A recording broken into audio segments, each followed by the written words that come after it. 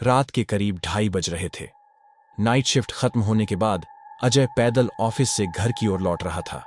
वाहन न होने के कारण बीते 1-1.5 साल से महानगर की सूनी, बियाबान और लंबी सड़कें उसकी साथी बनी हुई थीं। हर रोज की तरह आज भी वह सुनसान रास्तों पर चला जा रहा था। मई की बेरहम गर्मी थी। माथे से पसीना बह रहा था, लेकिन अचानक ठंडी हवा चलने लगी। पसीने से टकराती ठंडी हवा उसे राहत दे रही थी। इसी एहसास में वह हल्के हल्के गुनगुनाने लगा, लेकिन तभी उसकी नजर सामने ठिठक गई। सड़क किनारे एक महिला खड़ी थी, करीब 100-125 फीट की दूरी पर। सफेद प्रिंट वाली साड़ी में लिपटी वह महिला सभ्य और संभ्रांत लग रही थी। कंधे पर एक छोटा सा बैग लटका था और पैरों के पास एक ब्रीफकेस रखा था। उसका सिर साड़ी के पल्लू से ढका हुआ था, जिससे वह किसी भले घर की गृहिणी लग रही थी। लेकिन इतनी रात गए वह इस सुनसान सड़क पर क्या कर रही थी? अजय के मन में सवाल उठने लगे। हो सकता है कि बस लेट हो गई हो और उसे यहीं उतरना पड़ा हो। शायद वह किसी वाहन का इंतजार कर रही हो, या फिर उसका कोई परिजन उसे लेने आ रहा हो। सोचते सोचते अजय उसके और करीब पहुंच गया। उनकी नजरें टकराईं, लेकिन अजीब बात यह थी कि वह महिला झेंपी नहीं। उसने लगातार अजय की आंखों में देखा। न उसके चेहरे पर कोई भाव था, न डर, न घबराहट। बस होठों पर एक अजीब सी मुस्कान थी।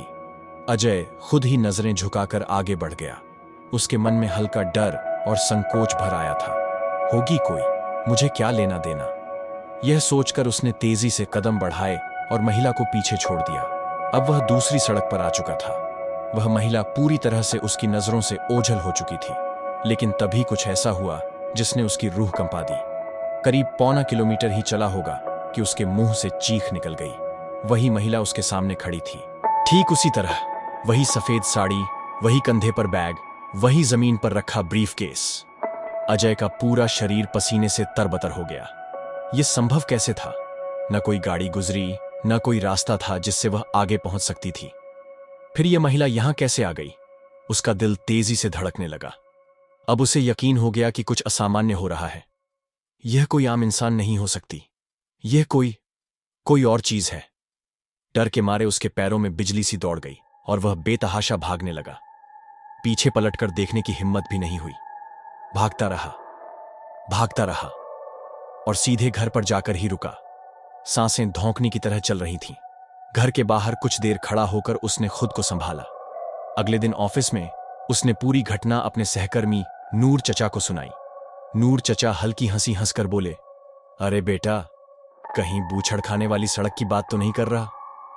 बूछड़ खाना? अजय ने धीरे से दोहराया। हां, वही सड़क जहां बहुत हादसे हुए हैं। कितने लोगों को तेज रफ्तार गाड़ियां कुचल चुकी हैं। सुना है सालों पहले बस का इंतजार कर रही एक औरत को भी ट्रक ने कुचल दिया था। अजय की रूह कांप उठी। वो भली औरत की रूह है बेटा। कई लोगों को दिख चुकी है, पर डर मत, वो किसी को नुकसान नहीं पहुंचाती। लेकिन अब अजय के मन में एक ही सवाल था, क्या मैं अब भी उस सड़क से होकर रात में पैदल जा सकूंगा?